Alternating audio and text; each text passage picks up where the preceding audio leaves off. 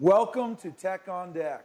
We're reporting live from Sun Valley, Idaho via Periscope. So I'm hoping you're really enjoying this. We have a really special edition for you tonight. It's all about music. And I, of course, have Robert Scoble from Rockspace, Thomas Hawk, famous photographer, and I'm going to turn it over. Yeah, so we're doing a session tonight on music. We have a musician, and where this got all born out, and maybe we should back up. Because what is Tech on Deck? We're here on the deck of your house in Sun Valley. Here in town is the Allen and Company event. You were over there shooting a lot of photos. You don't have any. You were playing. You got Elon Musk. Elon Musk shot him today. Bob Iger. Bob Iger, CEO of Disney, and Les Moonbeam, all the cool billionaires in the media industry. Yeah. And you know, we got together a few years ago, and you kept bugging me to come to Sun Valley, see what this thing is about. It's crazy over there. Finally, how does it meet your expectations 3 years later? Because you're over there, and the CEO of Disney comes over and says hi to you. You actually had a conversation with him about virtual reality, and you uploaded that. It was unbelievable. It's an amazing experience to put on this event. And we, first and foremost, thank you guys for watching this event. So if you're enjoying this, please share it with your friends, retweet it, and tune in more and more because we have more exciting content. So for the next hour, we're going to talk about music. Where this came out of, because I believe deeply that music has value, and it has value to build brands and to have fun and all that. But I wanted, Taylor Swift sort of pissed me off when she said, oh, I don't want to support streaming, I don't want to support Apple Beats, and I don't want to, and she said, well, I'm trying to help little musicians who need to make a living at this thing. And I figured I'd get a musician on Tech on Deck to talk about what it's like to be a musician in this new world of technology.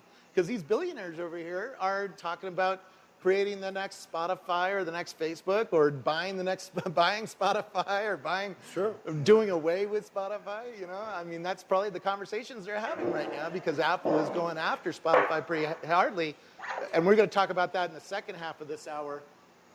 Yeah, you think Taylor Swift is awesome. Our staff has given me heck for saying Taylor Swift pisses me off. I like her too, and Kanye West is going to be here later. Yeah, Kanye, yeah. So don't leave the broadcast. But anyways, I wanted to get Roem Baur. Roem Baur and I met at Dent here in Sun Valley a couple of years ago, and I just love his music. I love hanging out with him. And he's played all sorts of different events that I've been at, from the Chevy Volt introduction to many other things. And I wanted to have him on to sort of talk about his opinion of what's happening in the music industry. Because, Roem, you were on The Voice, and let's introduce Roem. Roem, are you there? I'm here. Can you hear me? All right, we're having some technology difficulties here because of the internet and stuff like that. But where do you think music is, and where do you fit into music right now? Because you're obviously not Kanye West, right? You're not making millions of dollars at this. You're actually sitting in a studio recording a new album, right?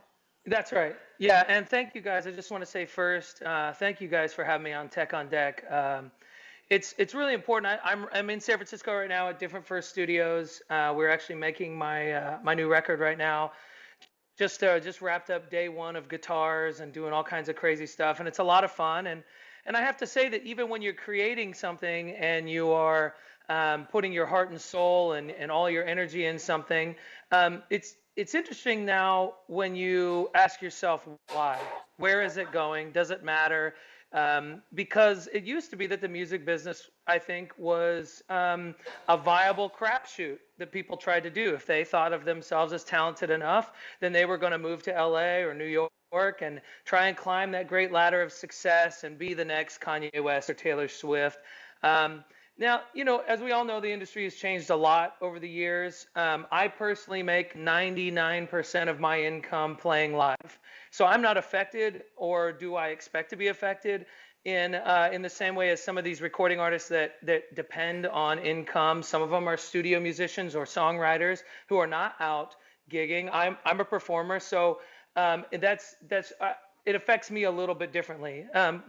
One thing that I changed a few years ago when Napster first came out, and someone first showed me this thing, and they're like, oh my gosh, you can download all this music. And at the time, I wasn't a professional musician. One of the things I realized was, oh my gosh, does this mean that I can download whatever I want and so can everyone else? I guess I'll never sell 1 million records anymore. And from that point forward, really, that epiphany meant that recorded music was basically a marketing tool. And I could not have seen how sharing and streaming would grow to what it is today since the beginning of Napster.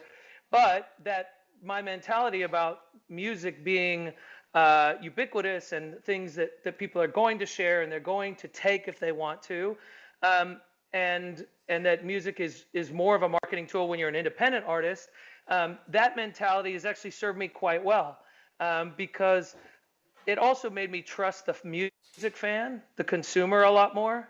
If someone wants to support me, guess what? Spotify is not going to change that. They will buy all my music right now. You can download it all for free on my website, or you can make a donation. And guess what? Last time I released a record, and I did that, I made $2.99 average per track download. Yeah. Well, and that's where I was going against Taylor Swift, because Taylor Swift came out and said, oh, I'm not supporting streaming services. I pay $10 a month to Spotify, and now I'm going to pay $14 a month to Apple for my family. You guys don't get much of that money, do you? No, you know, I think my last Spotify check, the most I've ever gotten, I think, was $12, after I had spent thousands on advertising and marketing to make sure that, that I got the thousands of plays that it takes on Spotify to get that. And that was through a bunch of streaming services. And I mean, honestly, I still use Spotify myself for research, to find new music. I mean, at the heart of it, I'm a music fan too. So there's a little bit of empathy there. I think the good-hearted music fan, they don't want to rip off their favorite artist. They understand the fact that if you steal from someone, they're not going to have the ability to keep sharing what you love about them. That's very basic. I think what Taylor Swift is saying, and I think it's important, is that it shouldn't be on the artist to pay for Apple's customer acquisition. That should be the cost of doing business for Apple. If you want to launch a new streaming service, pay royalties. If that was her only point, I would totally agree with her. But she also pulled her music off of Spotify because she doesn't think that they're paying musicians enough for the plays. I'm working with the Recording Academy. I was a governor on the Grammy board here in San Francisco for 2 years. And we talked a lot about this. We talked a lot about what is the value of streaming and how should it be monetized. What's the difference between streaming and radio? What's the difference between on-demand and just a radio station? And I think that's the key. I think that streaming royalties for on-demand music, I know I've seen a lot of different models be passed around. There's an article on Medium that's gone viral, I think a couple of them, where they talk about, hey, if somebody listens to my tracks 1,000 times, why am I not getting that share of the money? In fact, what I'm getting is a pool and a distribution based on total plays instead of what my fans should be paying me for. Where I was going with this, and I think why it's interesting that we have Thomas Hawk here and me, all four of us are really making new business models out of the internet, right? My blog has always been free. My photos are in the public domain. You give your photos. Well, tell me about how you deal. I license my photos Creative Commons non-commercial, so anybody can use it for personal reasons. You can make a print if you want and hang it in your house. But if you're going to do an advertisement with it, if you're going to use it for stock, you're going to, use it for corporate use, you have to pay. Yeah. So, which works great for me. It gives a lot more exposure on Flickr and other places that allow Creative Commons licensing, and all that added exposure, has people find your stuff and buy it. I think the place that all content developers, and musicians are content developers, video guys are content developers, and photographers are content developers, is number one, you got to get discovered. You got to get distribution. You have to get an audience. And so Taylor Swift is not helping any musician get an audience that doesn't already have one. She already has an audience. So for her to argue that, streaming helps guys like you or like me doesn't make sense to me. I think she's in a unique position where, she owns the music label of the guy that was her inspiration. I mean, she got famous by a song called Tim McGraw. Well, guess who Tim McGraw's boss is these days? It's Taylor Swift. She owns Big Machine. She's in a situation where she can make a play and basically, it's a strategic conversation about how tech and the music industry are going to learn to work together.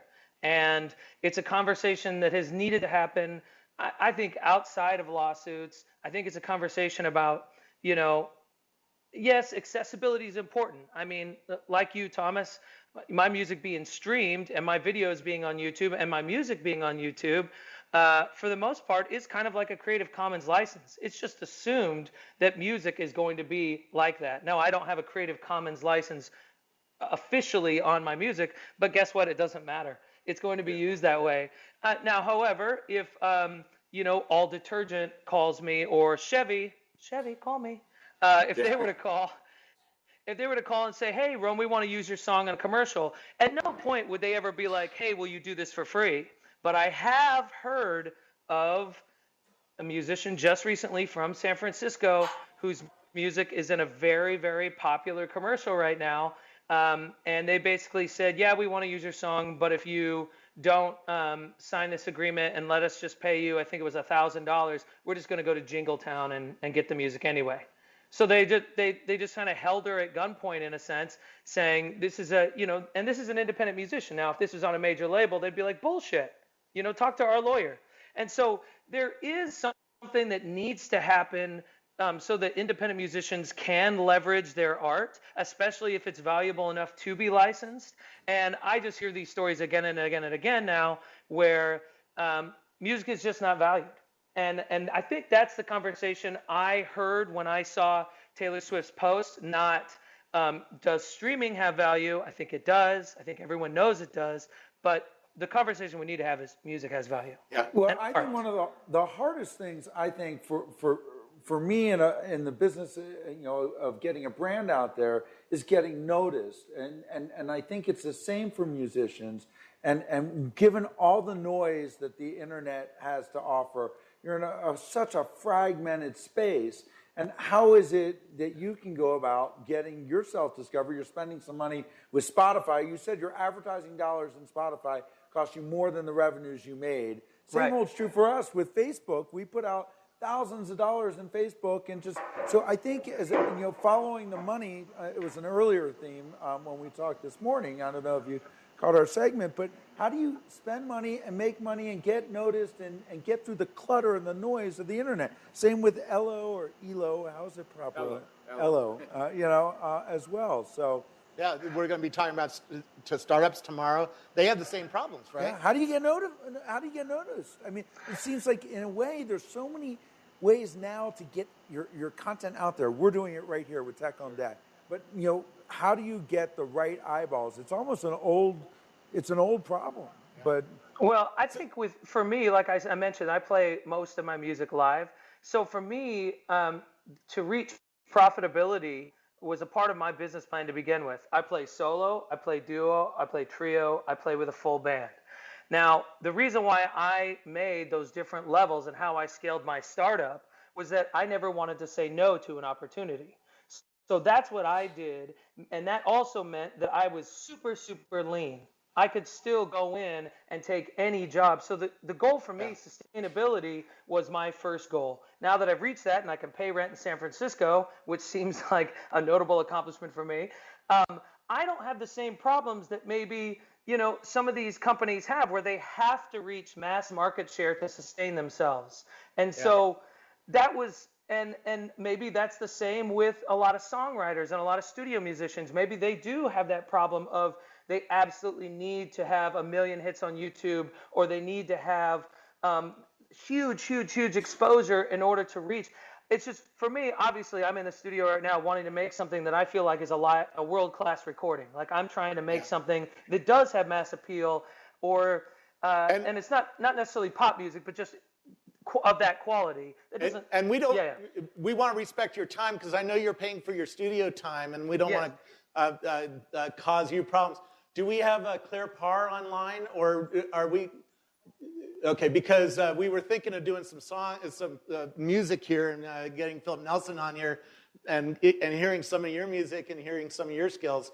But I want to make sure we get 10 minutes. We have 10 minutes. 10-minute hard stop. 10-minute hard stop because Claire's going to come on. But we're going to talk to Claire, who does music promotion. So she's in the business side of it, not the musician side of it. And she's doing the music for Southwest Airlines and Coca-Cola and Aloft Hotels. Is that part of your business model where you might try to build music for brands like that? Absolutely. So I've already done a national commercial that ran during some major sporting event. I can't remember now, but it was for all detergent. I went in there as a studio singer, and it was actually a SAG job because I'm also an actor. But it was singing. That's confusing, but I won't get into how all that works. But yes, that is a part of the business model. Like I said, 99% of my income comes from playing live, but having music licensed and having all those different types of revenue streams, those do still exist in the music industry. And in some ways, the evaporation of the big three and having to go through and jump through those hoops in order to actually make a living of any sort in the music industry. In that way, it's very much worked for me because now it's not out of the ordinary for Veuve Clicquot to call me for an event or do you want to use one of my songs in a commercial, you know, and then I just, you know, forward them to my lawyer. I never dreamed at all that I'd be having conversations with major brands about my music unless it was, you know, assisted by all these other things. So I'm certainly, especially living in San Francisco, I'm not saying that all tech is bad at all, but I think luckily for the music business, there's lots of different ways that people are hungry and curious and business savvy. There's lots of different ways to have small revenue streams which equal to the big picture. Yeah. How many more minutes do we have of your time? 5 more minutes. I've got to run here pretty soon, actually. 5 minutes, 10 minutes? Yeah, maybe I can do 5 minutes. Can we go to a commercial break and then have you play a song with Philip Nelson, maybe? No? You know, I can try. Unfortunately, I don't what? have a. Oh, hold on a second. Are you going to come on and? I'll come on, but he said he's not ready. He's in the studio. He hasn't had time. Oh, you haven't had time to play. Okay, so we're going to hear your music. When is your new album coming out? I don't know yet, but I will definitely be premiering a video and a song this fall. And what kind of music do you play? Because people who are listening to this probably have no idea who you are and what kind of music you perform. You know, I'm mainly a rock. I'm mainly a rock singer, but I love, you know, I have more of a classic sound as far as my voice. I did Roy Orbison's Pretty Woman when I was on The Voice the season before last, and so I have a lot of love and respect for like old school rock and roll, blues, and this next record though is really pushing the boundary of those genres. I'm really excited about it. Yeah, are you working on any EDM? And maybe we should talk about how the music industry is changing, because when I go to Coachella, for the last 3 years I've been going to Coachella, and I noticed EDM went from a small thing to now being the biggest shows at Coachella. Yeah, I mean, I think EDM is still exciting. I am seeing, you know, things sort of shift again. Music's always done that. You know, I think with the new technologies like VR technologies and things like that, I think that maybe having multiple players and having more interactive elements other than a guy sitting in front of a laptop, I think is actually going to be really exciting. It's true. I mean, I'm a big fan of EDM, and I think it's an incredibly exciting genre of music. Same with rap music. They're not two styles that I do every day, but I got to see them basically being born, you know, in my lifetime. And so I'm a big fan of the music. But you know, you got to do whatever's true to you. You know, yeah. I'm a singer, and this is the music that like speaks to me, and I love playing guitar and entertaining people in that way. So, I mean, fads are fads, and they move and everything. I get the party thing. I get the community thing. I love to go and forget myself, get lost at a show too. So I understand why there's a huge excitement. People want to be connected more than ever before. Yeah. To end up, what's it like being in the studio? What's your creative process? You know, where does music come from?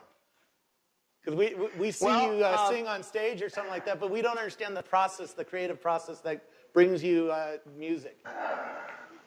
Well, let's see how this works. So basically, I'm in like a great room, and me and my producer, I have these songs that range from like just a guitar thing that I wrote to something that I actually went and programmed and put in Logic, Apple Logic. We use that program, and as well as Pro Tools. And then we basically lay out like a skeleton, like a framework, and then we bring it into the studio, and we start laying down things like vocal takes. I don't know if you can see in here. There's guitar amps, and then this is kind of the lab. So I'm taking you guys into the lab. This is my producer Damien, and he is working on a track right now where he is building and programming all the different elements, colors, layers, all the things we want. We had a guitar player in today, and we used these guitar pedals. You go in and you start painting with every color that you have. You start, going through things, and I think at the beginning it's a process of, putting everything on the page. And then if you work with a great producer or you have this ability yourself, you start pulling away everything that is noise. And hopefully what's left of it and what it began with is something that's pure, that connects people. All the technology in the world, honestly, especially in this day and age, because you have endless options, all the technology in the world just comes down to, does it move you? Does it make you want to tap your foot, bob your head, shake your hips? Especially for rock and roll. It's got to connect somewhere deep. And so we got all these toys and bells and whistles. Honestly, we're in this little tiny room because that's kind of where we feel the most cohesive, work, where we feel like we can play ideas off each other. And so this record's a little different. We're going in and we're layering everything, stack by stack, bringing in a guitar player. Then we're going to bring in a drummer for 2 days, and we're going to bring in other instruments. And then I'm going to come in when I've sort of got the whole big picture, and I'm going to lay down the final vocals. Very cool. Scott, do you, does music resonate with you as a business person? Because he's hustling. Part of what you can't see is just how hard he hustles. I know that, and we went for a ride in the Polaris Slingshot in Vegas, and we talked about. That's right. That was fun. This and his passion and what it took to make it happen. And he followed his dream, much in the same way I, as a small businessman, a musical practicing law, decided to start Scotty Best. And you went with your passion, he's going with his passion. Yeah, but it takes that hustle. It takes that he drive. needs to go, and we need to go. Where do we find your music, Roem? You can find me at ROEM.TV. That's my website. I'm on Facebook, YouTube, Twitter, everywhere. Snapchat, ROEM. I just try and make it as simple as it's like poem with an R.TV, and you can find everything. So I want to thank Roem for joining us on this segment. Thank Ustream, who's provided the live streaming. Cisco's provided all the networking. Rackspace has provided Robert, among other things. We host a lot of musicians on our service, so we care about that a lot. New Tech for the TriCaster. Couldn't do it without Syringa. And of course, Scotty Vest. Which, by the way, lots of pockets. Best pockets for iPhone 6. I've got a lot of pockets here. Thanks, Roem, and we appreciate you coming on our show a lot. We'll be back in a Thanks, few minutes Robert. We'll be back in a few Thank minutes you, Thomas. with Claire. Great to see you, Scott. All right, We're guys, cutting to a take care. commercial We'll right see you now. again We'll be next back time. in a few minutes. Bye-bye. All right. Bye-bye.